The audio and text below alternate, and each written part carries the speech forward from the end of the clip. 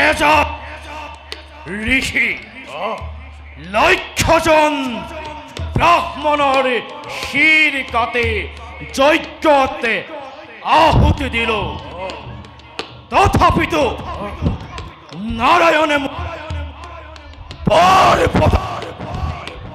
নাহিল কালজয় দেবতাসকলক বন্দী করার ব্যবস্থা করা যাও বলা দেবলোক জয় করি ইন্দ্র আদি দেবতাকে বন্দী করি যজ্ঞর কাম আরম্ভ করো তারপর একো লাভ নহব আপুনি যোৱাৰে সম্ভেদ মানে কা পুৰুষ দেৱতাকনে শিৱৰ বা নাৰায়ণৰ আশ্ৰয় ল'ব তাতকৈ এটা কাম নকৰে কিয় দানৱৰাজ কি কাম সেনাপতি দানৱৰাজ পোনে পোনে গৈ মহাদেৱ শিৱক ধৰি আনি যজ্ঞত আহুতি দি যজ্ঞ সম্পূৰ্ণ নকৰে কিয় দানৱৰাজ যদি ঈশ্বৰৰ পূজা ঈশ্বৰৰ বলিৰে কৰে ঈশ্বৰ সন্তুষ্ট নহৈ নোৱাৰে দানৱৰাজ উত্তম পৰামৰ্শ দানৱৰাজ কালজয় দানৱৰাজ মই এতিয়াই গৈ শিৱকে বন্দী কৰি আনি যজ্ঞতে আহুতি দি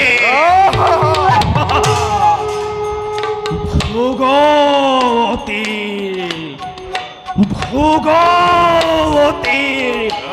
নদী পানী যেতিয়া ঈশ্বৰৰ তেৰে বঞ্চিত হ'ব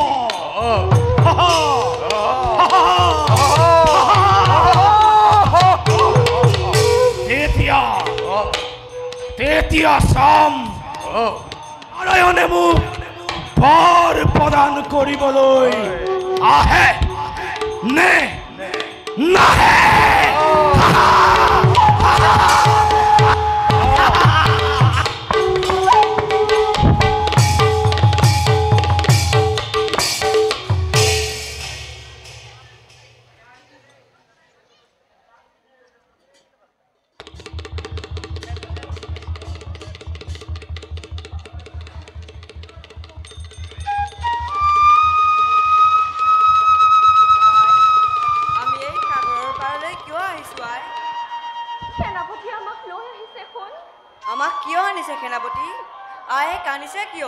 মহাৰাজে তোমালোকক ইয়ালৈ আনিবলৈ কৈছে পিতাই কৈছে তেন্তে আই কান্দিছে কিয় আই তুমি কান্দিছা কিয়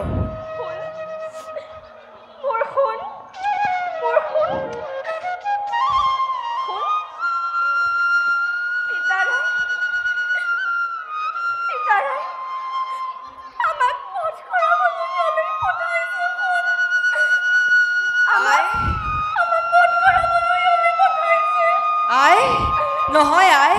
পিতাই সেই কাম কেতিয়াও নকৰে এই কথা সঁচানে সেনাপতি কিন্তু কিয় মোক এবাৰ পিতাৰ ওচৰলৈ যাবলৈ দিয়ক সেনাপতি কোনো প্ৰয়োজন নাই তুমি নপুংসক হোৱাৰ বাবে ৰাজ্যত অমংগল হৈছে সেয়েহে তোমাক বধ কৰিবলৈ নাযায় আদেশ দিছে আৰু তোমাক জন্ম দিয়াৰ বাবে তোমাৰ আয়ুধ কি দুৰ্ভাগ্য ইয়াত মোৰ ৰাইৰ কি দুখ হ'ব মোক বধ কৰিলে যদি এই ৰাজ্য ভালে থাকে তেন্তে মোক মাৰক সেনাপতি কিন্তু মোৰ ৰাইক নামাৰিব মই আপোনাৰ চৰণত ধৰিছোঁ সেনাপতি মই তেনে একো কৰিব নোৱাৰো ৰজাৰ আদেশ অমান্য কৰিলে ৰজাই মোক হত্যা কৰিব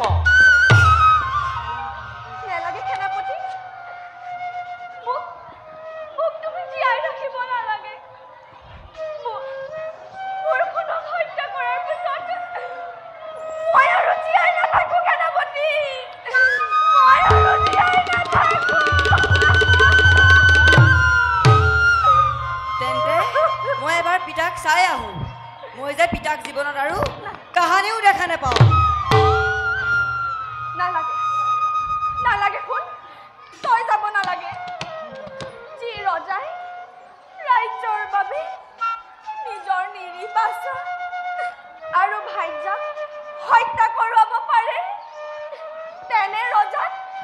নুবুলিবি শুন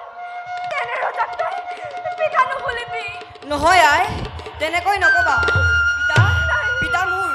পিতা হ'লেও ৰজা ৰজাই ৰাজ্যৰ কথা ভাবিবই লাগিব শুন নাই তই যাব নোৱাৰ শুন হে ভগৱান তুমি কিয় ইমান নিষ্ঠুৰ হ'লা ইমান জ্ঞানী মোৰ শুনক তুমি কিয় বিকলাংগ কৰি জনম দিলা মোৰ শুন তই এবাৰ মোৰ মুখৰ মাজলৈ তোক শেষবাৰৰ বাবে মই এবাৰ এপাক পলুৱাই চাই লওঁ আই মই মুখত খাব দিলোঁ মোৰ শুন মই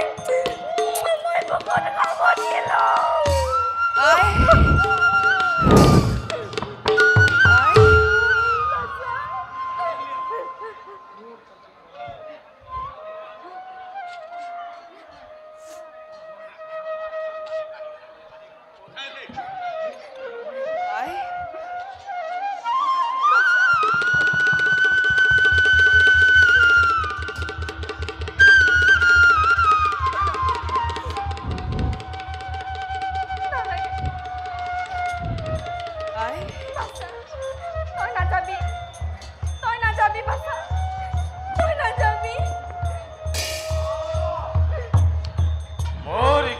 তাৰু বাধা নিদিবা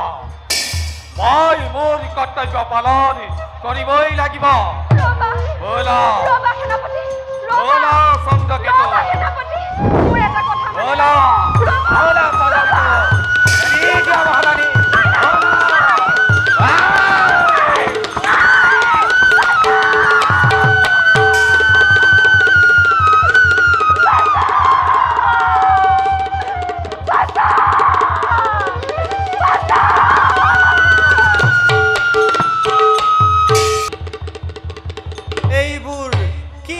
কৰিব খুজিছে মই ধৰিব পৰা নাই তিখিৰা দৈত্যই ইমানবোৰ দেৱঋষি ব্ৰাহ্মণক ধৰি আনি যজ্ঞস্থলীত বলি দিছে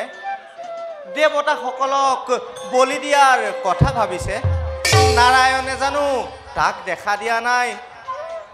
মই এবাৰ নাৰায়ণৰ ওচৰলৈ যাব লাগিব তিখিৰা দৈত্যৰ সেই বন্ধ কৰাৰ ব্যৱস্থা কৰিব লাগিব তাৰ আগতে মই তোমাৰ ব্যৱস্থা কৰিব লাগিব কালজয় কি চাই আছা বেৰি ধৰা পুৰানাথ ইয়াক বন্দী কৰি লৈ মই যজ্ঞৰ দ্বিতীয় অংশ কৰোগৈ পুৰাণ কি পাখণ্ডহত তহঁতি শিৱৰ শক্তিক নিচিনিলি মৃত্যুৰ বাবে সাজু লাগিল অসমৰ দেখা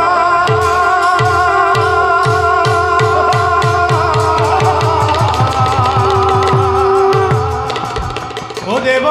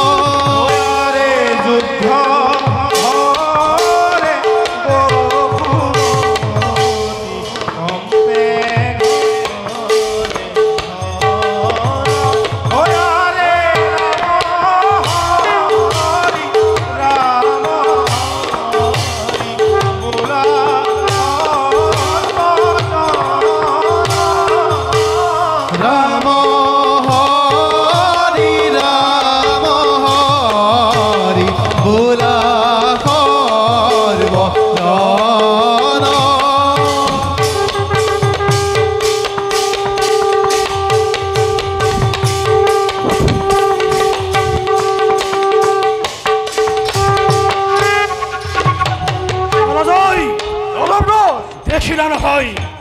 এয়াই শিৱৰ শক্তি এতিয়া বৰা এতিয়া মই পুনৰ যজ্ঞ কৰোঁগৈ আৰম্ভ এইবাৰ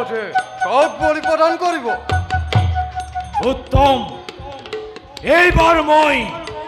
নিজক বলি দিম মই যজ্ঞত বহিম তুমি মোৰ গাৰ পৰা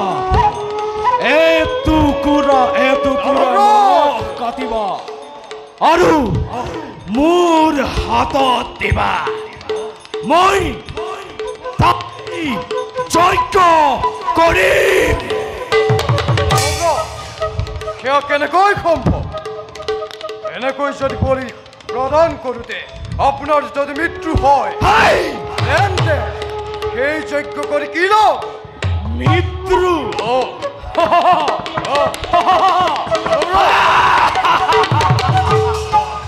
মোৰ মৃত্যু অসম্ভৱ মোৰ এই তিনি শিৰৰ যিকোনো দুটি শিৰ কাটি দিলেও মোৰ মৃত্যু নহয় আৰু মই সেই এটা শিৰেৰে নাৰায়ণক বিচাৰি তেওঁকো যজ্ঞত এতিয়া বল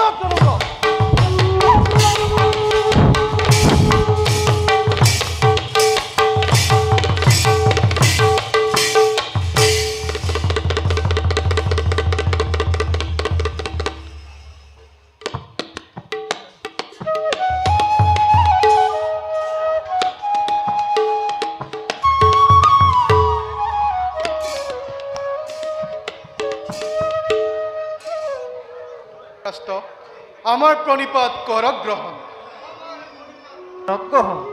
আপোনাক লগ পাই পৰম আনন্দ লাভ কৰিলো মিত্ৰগণ এতিয়া আমি সকলোৱে গজকেটুৱাৰ অতি শিৰবধৰ ব্যৱস্থা কৰা হওক আপোনাৰ খবৰ দৰে মিত্ৰজন লগ পালে যেতিয়া এই কাম অচিৰেই সমাধা হ'ব কিন্তু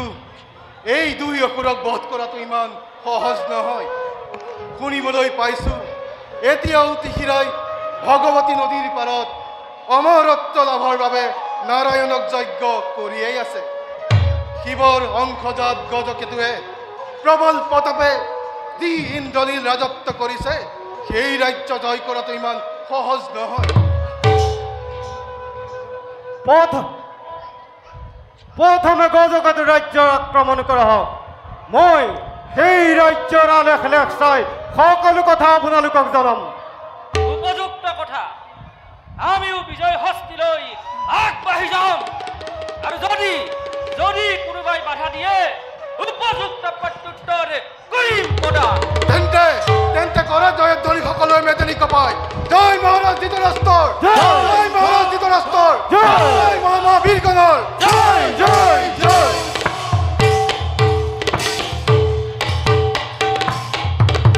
ওয়ারে ইন্দ্রনীল রাইজে চলে ইন্দ্রনীল রাইজে চলে ব্যাকরণ দন হরিও ব্যাকরণ ওয়ারে হস্তিয়ার হতে দিয়া হস্তিয়ার হতে দিয়া হস্তি বিতু পর হরিও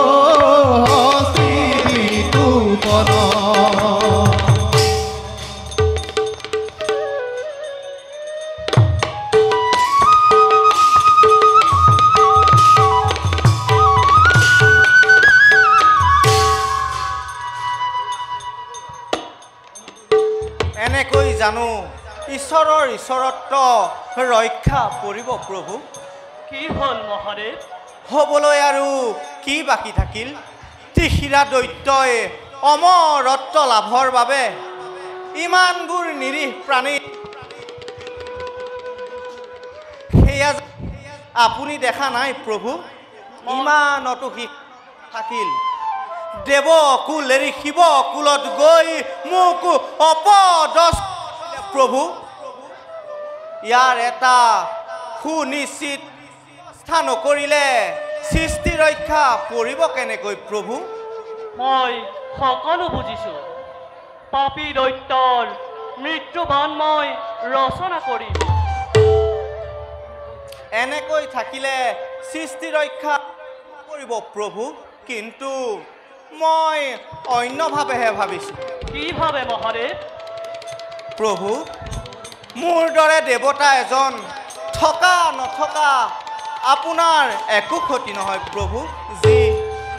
আপোনাৰ মায়াত বিচলিত হোৱাজনক আপোনাৰ লগত ৰাখিনো কি কৰিব প্ৰভু তেনেকৈ কিয় ভাবিছা আমাৰ পৰম ভক্তসকলে আপোনাৰ আৰু আমাৰ মাজত কোনো ভেদ নেদেখে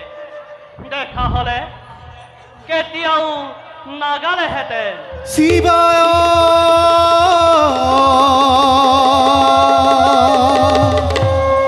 বিষ্ণু ৰূপায়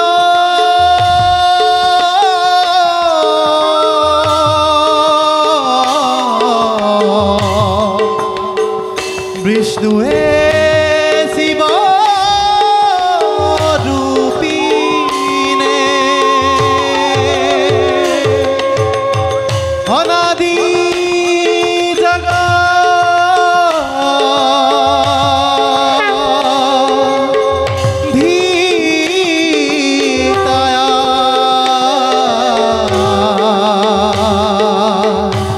নমো হৰি হৰা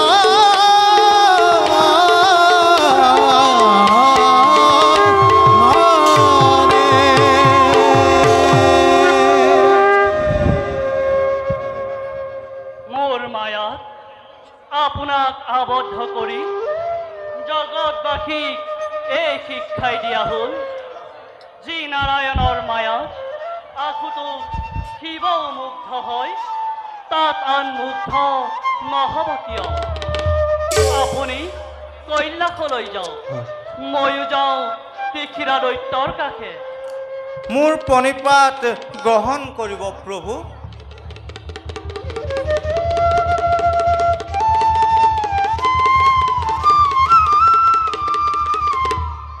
ময়ো যাওঁ নিজ কৰ্তব্যৰ হেতু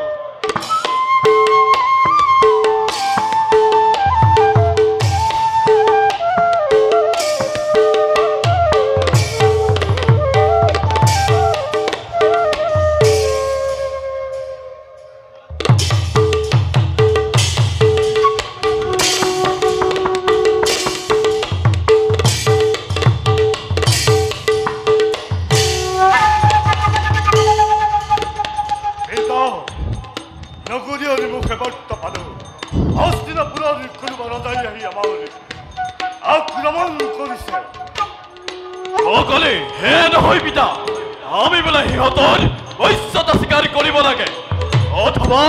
যুদ্ধত নিজৰ শক্তি প্ৰদৰ্শন কৰিব লাগে এমন স্পৰ্ধা বিনা অনুমতিতেই গজকেতুৰ ৰাজ্য আক্ৰমণ কৰিছে সেনাপতি কনক পংকজ লৈ আহা মোৰ অস্ত্ৰ শস্ত্ৰ জগতে দেখক এবাৰ গজকেতুৰ প্ৰতাপ প্ৰয়োজন নয় মহাৰাজ আপনাৰ প্ৰবল পটাবী সেনাপতি থাকুতে যাই সেই ক্ষুদ্ৰ ক্ষুদ্ৰ পানিকেইটাক বধ কৰিবলৈ আপুনি যোৱাৰ কোনো প্ৰয়োজন নাই বৰ্তমান পিতৃ কিংবা সেনাপতি ভুল যাব নালাগে এইবাৰ শক্তি পৰীক্ষা মোৰ প্ৰথম সুযোগ এই সুযোগ গ্ৰহণ কৰিবলৈ সুবিধা দিয়ক পিতৃদেৱ ময়ো যাম দাদাৰ লগত উত্তম কথা প্ৰথমে সিংহকেতুৱে সিহঁতক ৰাজ্য এৰি যাবলৈ ক'ব যদি তাৰ পাছতো সিহঁত ৰাজ্য এৰি নাযায় তেন্তে সেনাপতি আৰু হিন্দুকেতুৱে সিহঁতক চিৰদিনৰ বাবে চিৰবিদায় দিব ব'লা চাওঁ আমি এতিয়া যুদ্ধৰ প্ৰস্তুতি কৰোঁগৈ